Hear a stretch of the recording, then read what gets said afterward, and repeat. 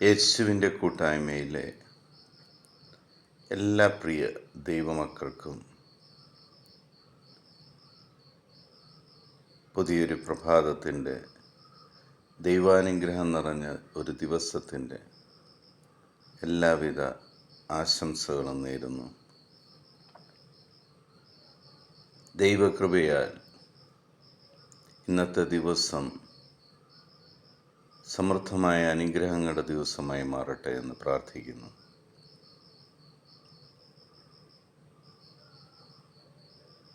അമ്പത് നോമ്പ് ആചരിക്കുന്ന നമ്മൾക്ക് ഇന്ന് ലഭിക്കുന്ന ദൈവവചനം പരിശുദ്ധാത്മാവിൻ്റെ കൃപയാൽ നിങ്ങളുടെ ജീവിതത്തിൽ ഒരനുഗ്രഹമായി മാറുവാൻ പ്രാർത്ഥിക്കുന്നു. ഇന്ന് നമ്മൾ ശ്രവിക്കുന്ന തിരുവചന ഭാഗം ആമോസ് പ്രവാചകൻ്റെ പുസ്തകം 5-ാം അധ്യായം 4-ാം തിരുവചനം. ഇസ്രായേൽ ഭവനത്തോട് കർത്താവ് അരുളി ചെയ്യുന്നു, എന്നെ അന്വേഷിക്കുവിൻ, നിങ്ങൾ ജീവിക്കും. ദൈവം പിതാവേ എന്ന് വിളിച്ച് നമ്മൾ പ്രാർത്ഥിക്കുന്ന സർവശക്തനായ ദൈവം ഇസ്രായേൽ ഭവനമായ നമ്മളോട് ഇന്ന് ആവശ്യപ്പെടുകയാണ്, ഈ ലോകത്തായിരിക്കുന്ന നിങ്ങൾ എന്നെയാണ് അന്വേഷിക്കേണ്ടത്. എന്നെ നിങ്ങൾ അന്വേഷിച്ചുകൊണ്ടിരുന്നാൽ, എന്നോടൊപ്പം നിങ്ങൾ യാത്ര ചെയ്താൽ നിങ്ങൾ ജീവിക്കും.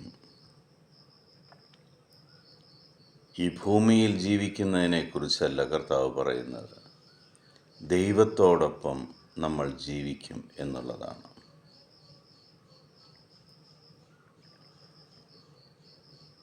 ഈശോ ഈ ഭൂമിയിലായിരുന്നപ്പോൾ വളരെ വ്യക്തമായിട്ട് പറഞ്ഞിട്ടുണ്ട്,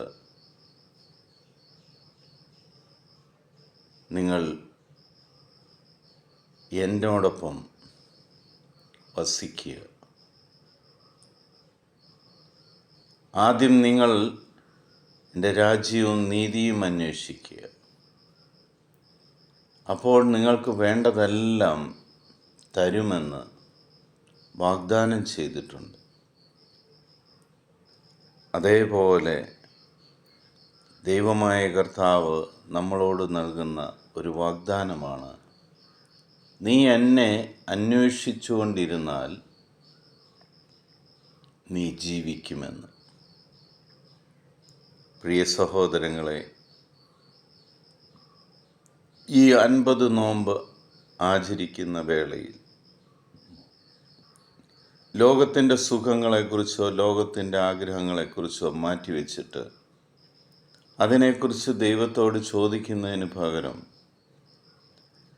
ദൈവമേ നീ എൻ്റെ കൂടെ ഉണ്ടായിരിക്കണം, ഞാൻ ദുർബലനായ ഒരു മനുഷ്യനാണ്, തെറ്റുകൾ ചെയ്തിട്ടുണ്ട്, അതിനെ ഓർത്ത് പശ്ചാത്തപിച്ചുകൊണ്ട് ഞാൻ നിൻ്റെ പുറകെ വരുന്നു, നിന്നെ അന്വേഷിച്ചുകൊണ്ട് ഞാനിതാ നിനക്കായി ദാഹിക്കുന്നു എന്ന് പറഞ്ഞ് പിതാവായ ദൈവത്തിൻ്റെ അന്വേഷിച്ച് നടന്നാൽ ആ ദൈവസന്നിധിയിൽ നമ്മൾ ജീവിക്കും. സ്വർഗത്തിലും ഭൂമിയിലും നിന്നെ സഹായിക്കാൻ സർവശക്തനായ ദൈവം നിൻ്റെ കൂടെ ഉണ്ടായിരിക്കും.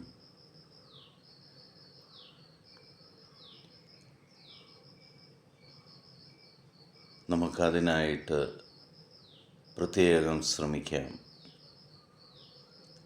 നിങ്ങളുടെ എല്ലാ വിഷമങ്ങളും വേദനകളും എല്ലാം ദൈവസന്നിധിയിൽ ഇറക്കി വെച്ചിട്ട് ദൈവത്തിൻ്റെ സഹായം, ദൈവമേ നീ ഇന്നു മുതൽ എൻ്റെ കൂടെ ഉണ്ടായിരിക്കണം, നിന്നോടൊപ്പമായിരിക്കുവാൻ കിട്ടുന്ന ഓരോ നിമിഷവും ഞാൻ സന്തോഷിച്ചുകൊണ്ടിരിക്കും, നിന്നെ സ്തുതിച്ചുകൊണ്ടിരിക്കും എന്ന് പറഞ്ഞ് ദൈവത്തെ സ്തുതിക്കുന്ന ഒരു നാവുമായി ദൈവസന്നിധിയിലായിരിക്കാം.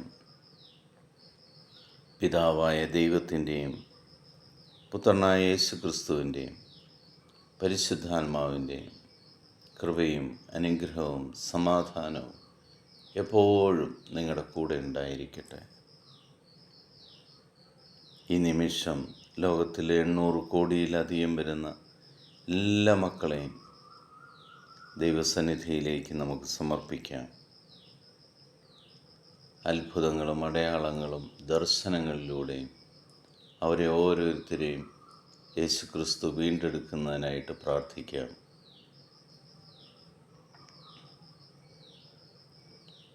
ലോകസമാധാനത്തിനായി, യുദ്ധങ്ങൾ ഒഴിവാകുന്നതിനായി നമുക്ക് പ്രാർത്ഥിക്കാം. തലമുറകൾക്ക് വേണ്ടി പ്രാർത്ഥിക്കാം. ദൈവം നിങ്ങളെല്ലാവരെയും സമൃദ്ധമായിട്ട് അനുഗ്രഹിക്കട്ടെ.